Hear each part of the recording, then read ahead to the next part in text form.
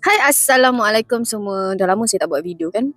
Okey, hari ni saya nak cerita pasal apa itu diet.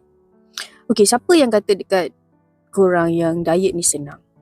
Kalau ada sesiapa dekat luar ni, kat luar sana, ataupun siapa-siapa yang korang jumpa yang kata diet ni senang, tanpa stres, korang tolonglah fikir 2 kali. Sebab nak kurus, nak turun berat badan bukan satu perkara yang senang. Kalau senang, dah ramai dah orang yang boleh turun berat badan. Tapi kenapa ramai yang gagal? Okey, ada 3 benda yang kita kena korbankan untuk turun berat badan. Yang pertama, kita kena berdepan dengan stres sebab banyak benda yang kita kena stop, ambil dulu. Yang kedua adalah kita kena tahan mulut kita, mata kita dan nafsu makan kita. Dan benda tu bukan senang. Dan yang ketiga, kita kena cuba untuk buat sesuatu benda yang selama ni kita tak pernah buat. Contohnya minum air lebih daripada 2 liter satu hari.